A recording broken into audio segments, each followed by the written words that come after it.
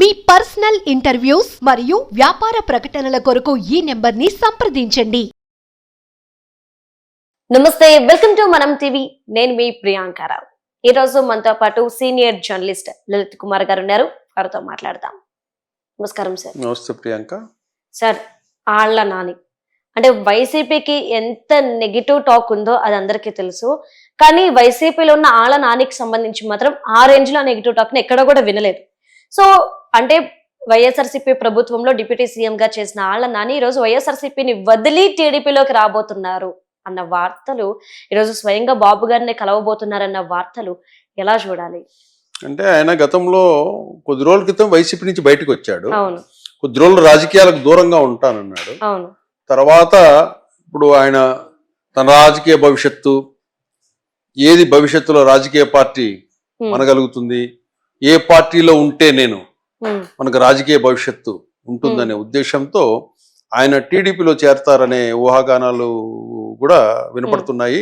కాకపోతే ఆయన్ని టీడీపీకి సంబంధించిన కార్యకర్తలు కొంతమంది గతంలో చేసిన, వైసీపీలో చేసిన వ్యవహారాలు, నిర్ణయాలు, వాటి మీద కూడా క్షమాపణ చెప్పి రావాలి అనే డిమాండ్ను కూడా తీసుకొస్తున్నారు.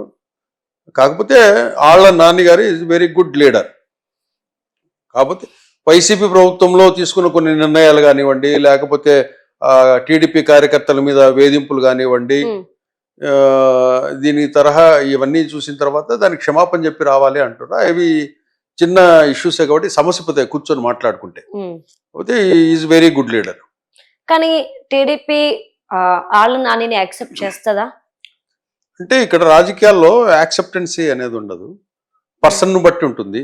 వ్యక్తి, లీడర్షిప్, సమాజానికి ఉపయోగపడతాడా, పార్టీకి ఉపయోగపడతాడా, అతని ట్రాక్, ఓకే, ఇవి చూస్తాయి. అతనిది బ్యాడ్ ట్రాక్ ఉందనుకోండి, తీసుకో. కాబట్టి ఆళ్ల నానికి అటువంటిదే లేదు. ఆయన టోటల్ ఏ పార్టీకైనా యాక్సెప్టెన్సీ ఉంటుంది, తీసుకుంటారు కూడా.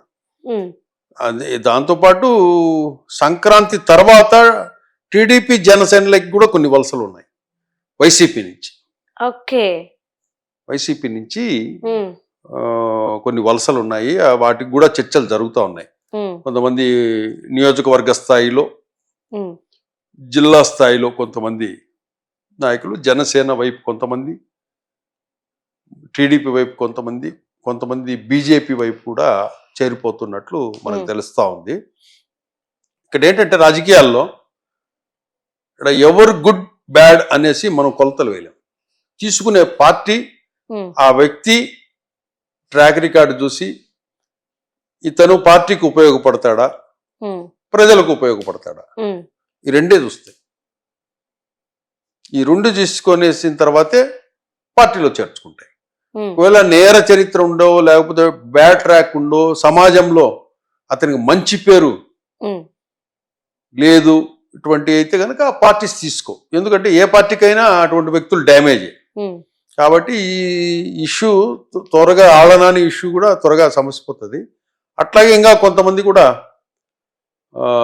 టీడీపీ పార్టీలోకి వచ్చేవాళ్ళు కూడా క్యూ లైన్లో అందే చర్చలు జరుపుతూనే ఉన్నారు. అందుకే హుటాహుటిన వీళ్ళందరూ వెళ్తున్నారనే ఉద్దేశంతోనే జగన్మోహన్ రెడ్డి గారు ఇమ్మీడియట్ గా కార్యకర్తలతో భేటీ అని సంక్రాంతి తర్వాత టూర్ ప్రోగ్రామ్ వేసుకున్నాడు స్టేట్ అంతా. ఎందుకంటే ఈ క్యాడరు అంటే నాయకుడు వెళ్ళాడు అనుకోండి ఒక నియోజకవర్గంలో, అక్కడ ఆ వైసీపీ నాయకుడికి సంబంధించిన క్యాడర్ అంతా కూడా డైవర్ట్ అయిపోతుంది.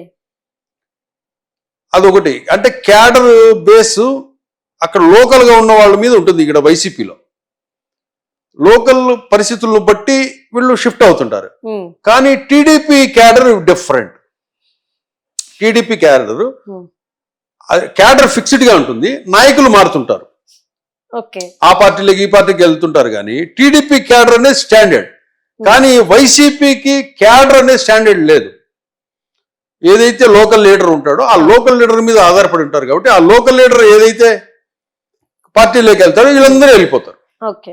కనీసం దాన్ని కంట్రోల్ చేసుకోవాలంటే ఇమ్మీడియట్ గా నియోజకవర్గాల వారీగా కార్యకర్తల కోసం జగన్మోహన్ రెడ్డి పరిగెత్తుకుంటూ రేపు సంక్రాంతి తర్వాత వస్తా ఉన్నాడు.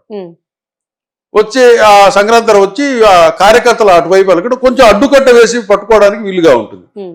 ఒక లీడర్ అటు వెళ్ళాడు అనుకోండి, ఆ నియోజకవర్గంలో సెకండ్ గ్రేడ్ లీడర్ ఎవరైతే ఉన్నారో ఆయన లీడర్ గా ప్రమోట్ చేసుకునేసి ఈ కొద్ది మంది ఉన్న క్యాడర్ను ఆయనకి అటాచ్ చేసి వచ్చేస్తారు. ఇటువంటి చర్యలు కూడా ఆయన జనవరి నుంచి పెడుతున్నాడు జగన్మోహన్ రెడ్డి గారు. ఇవి రాజకీయ పార్టీల్లో ఇవన్నీ సహజం.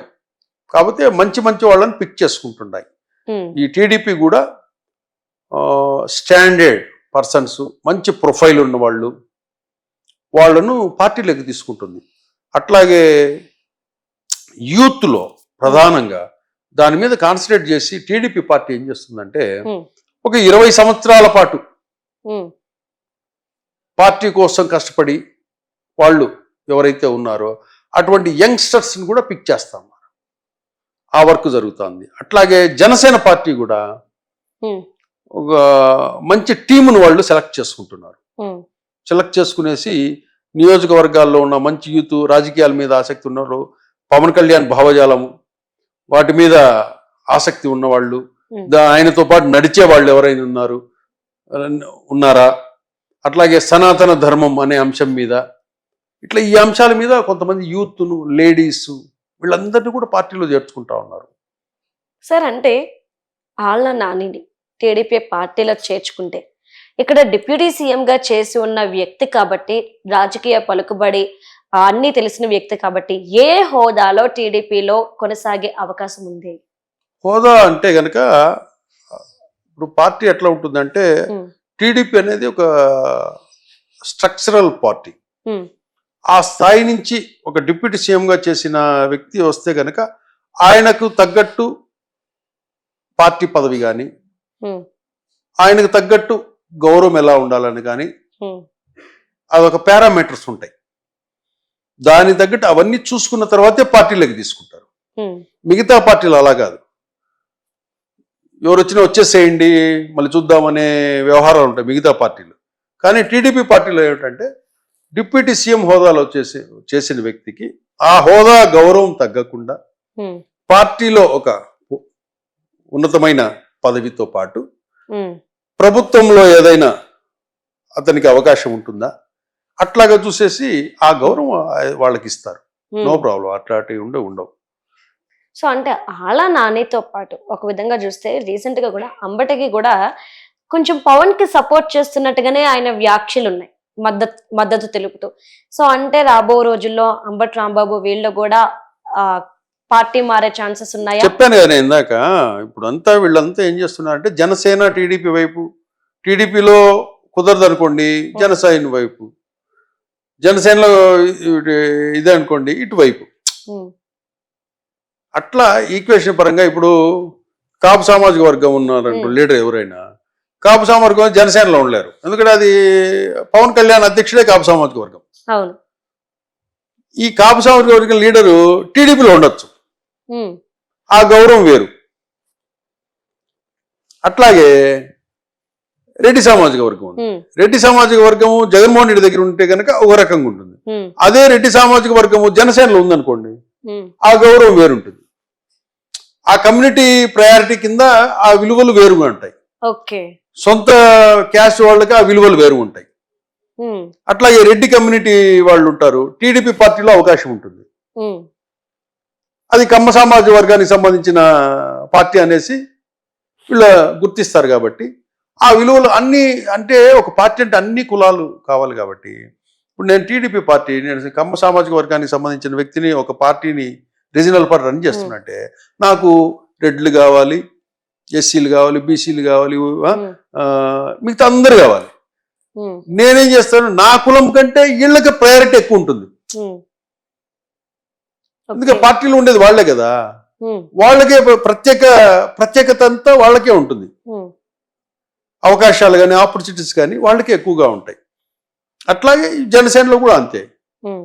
అప్పుడు ఏం ఈ ఈక్వేషన్ లో కమ్మాస్ వచ్చేసి కమ్మ వాళ్ళు ఈ టీడీపీలో నేను కమ్మగా ఉంటే కనుక మీదే కదా ఆ పార్టీ అంటుంటారు, వద్దు నాకు ప్రయారిటీ, నాకు విలువ ఉండాలంటే ఏం చేయాలంటే నేను జనసేనలో ఉండాలా.